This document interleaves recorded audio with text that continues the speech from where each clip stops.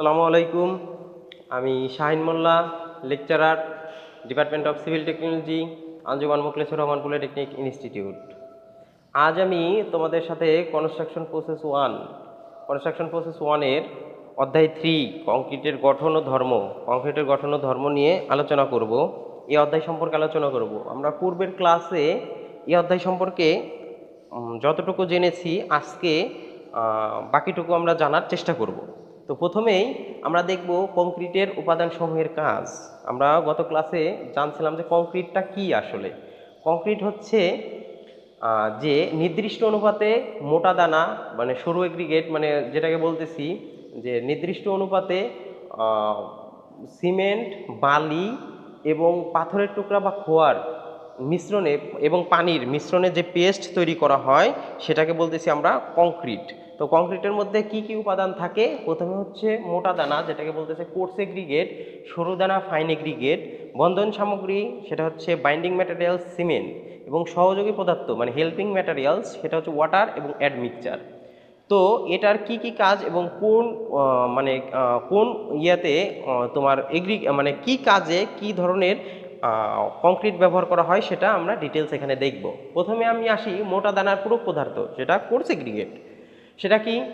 কাজের ধরনের উপর নির্ভর করে মোটা দানার আকার নির্ধারণ করা হয়, যেটা কি যে বৃহৎ কাজ বা যেটা লার্জ প্রজেক্ট, যেমন ড্যাম কিন্তু একটা বড় কাজ, সেখানে সর্বোচ্চ 20 সেন্টিমিটার বা 8 ইঞ্চি 20 সেন্টিমিটার বা 8 ইঞ্চি এবং সাধারণ কাজে হচ্ছে 63 মিলিমিটার বা যেটা হচ্ছে 2.5 ইঞ্চি এবং আরসি কি রিনফোর্সড কংক্রিট কাজে কি 25 মিলিমিটার যেটা 1 ইঞ্চি আকারের মোটা দানা ব্যবহার করা যেতে পারে।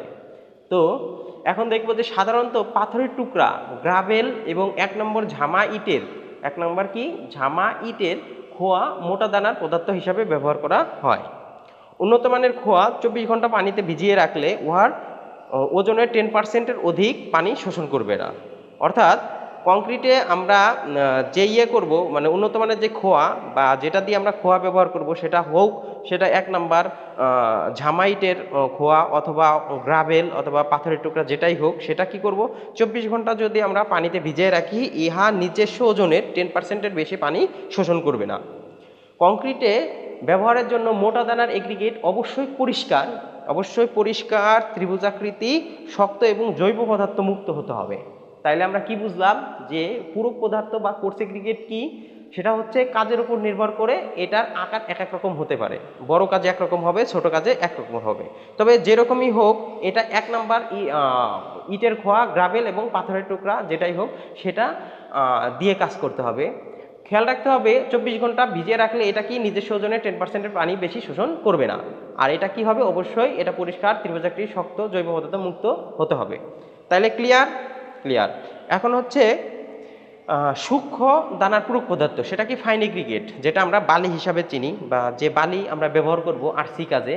তো আরসি কাজে দেখো, আরসি কাজে মোট যে বালি ব্যবহার করা হবে তার 1/3 অংশ কি হবে? 1/3 অংশ হচ্ছে মোটা বালি, যেটা হচ্ছে যার এফএম হচ্ছে 2.6 এর বেশি অথবা সমান, সেই বালিটা হচ্ছে 1/3 অংশ। এবং সূক্ষ্ম বালি যেটার হচ্ছে এফএম 1.5 এর বেশি বা সমান, সেটা হচ্ছে 2/3 অংশ ব্যবহার করলে আমরা একটা শক্তিশালী কংক্রিট পাবো। এখন আসো যে সাধারণত একই আয়তন বিশিষ্ট মোটা বালির পৃষ্ঠদেশের ক্ষেত্রফল সূক্ষ্ম বালির পৃষ্ঠদেশের ক্ষেত্রফল অপেক্ষা কম হয়। মানে কি বলছে যে একই আয়তন বিশিষ্ট মোটা বালির পৃষ্ঠদেশের ক্ষেত্রফল সূক্ষ্ম বালির পৃষ্ঠদেশের ক্ষেত্রফল অপেক্ষা কম হবে। এজন্য কংক্রিটকে নির্দিষ্ট অনুপাতে সিমেন্টের জন্য মোটা বালি অর্থাৎ অধিক এফএম সম্পন্ন বালি ব্যবহার করা উত্তম। এগ্রিগেট সমূহ বা ওয়েল গ্রেডেড, দেখো গ্রেডিং সমূহ কি বলছে যে এগ্রিগেট সমূহ ওয়েল গ্রেডেড হলে শক্তিশালী কংক্রিট প্রস্তুতে ভূমিকা রাখে। এরপর আসতেছে সিমেন্ট। প্রকৌশল কাজে বা নির্মাণ কাজে সিমেন্ট জমাট বাঁধাইকারী সামগ্রী হিসাবে বা উপাদান হিসাবে ব্যবহার করা হয়। কংক্রিটের বিভিন্ন উপাদানগুলোকে একত্রে ধরে রাখাই হচ্ছে সিমেন্টের কাজ। আমি পূর্বের ক্লাসে বলছিলাম যে সিমেন্ট কিন্তু জমাট বাঁধাইকারী উপাদান বা সামগ্রী, যেটা কি করে তোমার হচ্ছে যে কংক্রিটের যে উপাদানগুলো কি, যেমন ইটের খোয়া, ইটের টুকরা, তারপর হচ্ছে বালি, এদেরকে কি করে একসাথে ধরে রাখা বা মিক্সিং, এই বন্ধন তৈরি করে রাখাই হচ্ছে সিমেন্টের কাজ।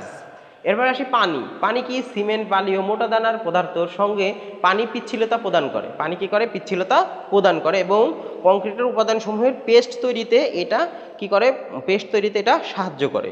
তবে এখানে কথা হচ্ছে পানিটা আমরা যে নির্মাণ কাজে যে পানি ব্যবহার করব, কংক্রিটে যে পানি ব্যবহার করব, এই পানিটা অবশ্যই মানে খাওয়ার পানির উপযোগী হতে হবে।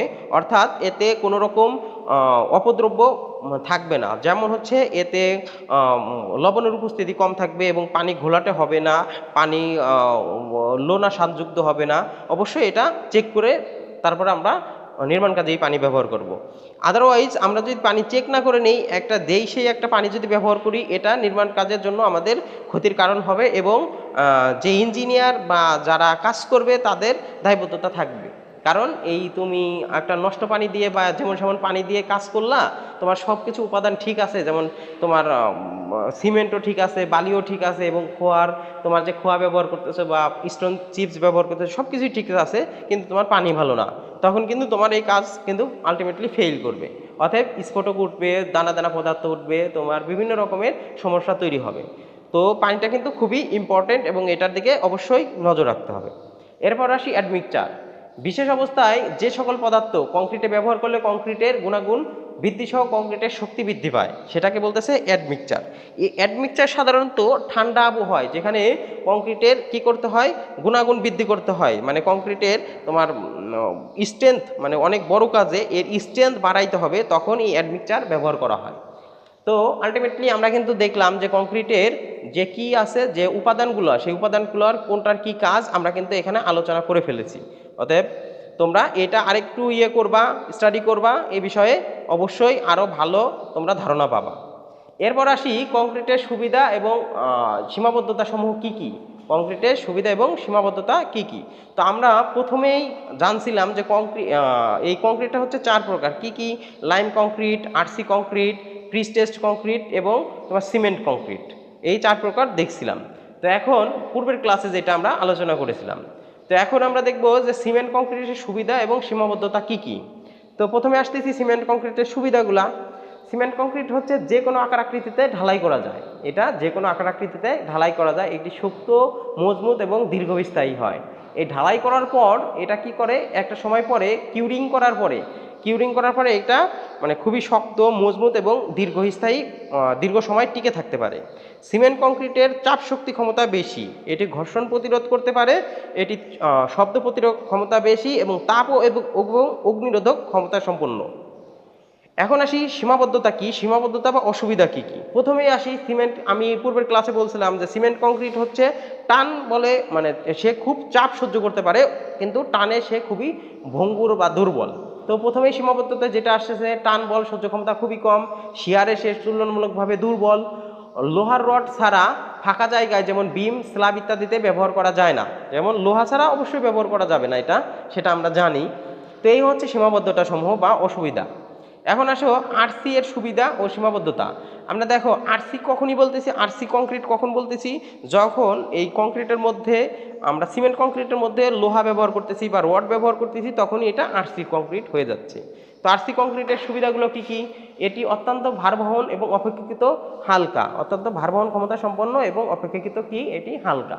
এটি মজবুত, শক্তিশালী এবং নির্মাণ ব্যয় অপেক্ষাকৃত কম, আবহাওয়াজনিত ক্ষয়ক্ষতি থেকে সম্পূর্ণভাবে নিরাপদ, অগ্নিরোধক ক্ষমতা বেশি এবং এতে পচন ধরে না এবং পোকামাকড় দ্বারা আক্রান্ত হয় না। এর রক্ষণাবেক্ষণ বা মেরামত খরচ কম। এই যে আরও কি কি আছে এটা তোমরা পড়ে নেবে, একটু দেখে নেবা। আর সীমাবদ্ধতা বা অসুবিধাগুলো কি কি? যে ফেটে গেলে বা ভেঙে গেলে মেরামত করা প্রায় অসম্ভব, এখানে কিন্তু কথা আছে। এবং নির্মাণ কাজে দক্ষ শ্রমিক প্রয়োজন, ডিজাইন এবং পরিকল্পনা অপেক্ষাকৃত জটিল। তাইলে দেখো আরসি কংক্রিট নির্মাণ কাজে তুমি কিন্তু যেমন সেমন মিস্ত্রি দিয়ে তুমি এটা বানাইতে পারবে না, অবশ্যই দক্ষ ইঞ্জিনিয়ার দ্বারা ড্রয়িং করে, সে ড্রয়িং অনুযায়ী দক্ষ লোক দ্বারা কাজ করাইতে হবে। কারণ আরসি কংক্রিট একবার যদি ফেইল করে বা একবার যদি ভেঙে যায় বা ফেটে যায়, ওইটা কিন্তু নির্মাণ কাজ করা অনেক কষ্ট বা একদম নাই বললেই চলে। এর জন্য অবশ্যই তোমার ডিজাইন অনুযায়ী এবং পরিকল্পনা মাফিক কাজ করতে হবে। এরপর আসি প্রিস্টেসড কংক্রিটের সুবিধা এবং অসুবিধা। প্রিস্টেসড কংক্রিট কি? আমি আগেই বলছিলাম যে পূর্ব নির্মিত যে কংক্রিট যেটা ব্যবহার করা হয় সেটা হচ্ছে প্রিস্টেসড কংক্রিট।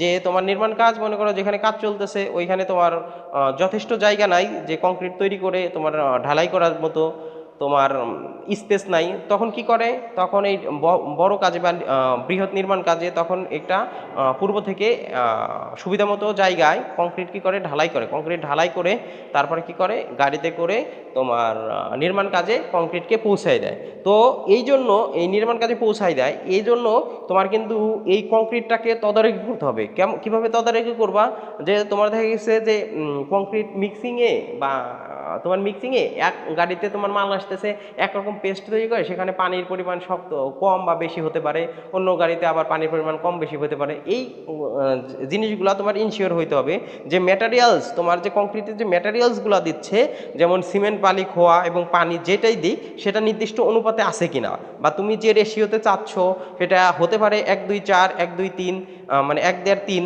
সেটা যেটাই হোক, যে রেশিওতে চাচ্ছ ওই রেশিওটা তোমার মেনটেন করতেছে কিনা, এই ব্যাপারে তোমার এই প্রিস্টেস্ট কংক্রিটের ক্ষেত্রে অবশ্যই তোমার কি করতে হবে, নজরদারি করতে হবে।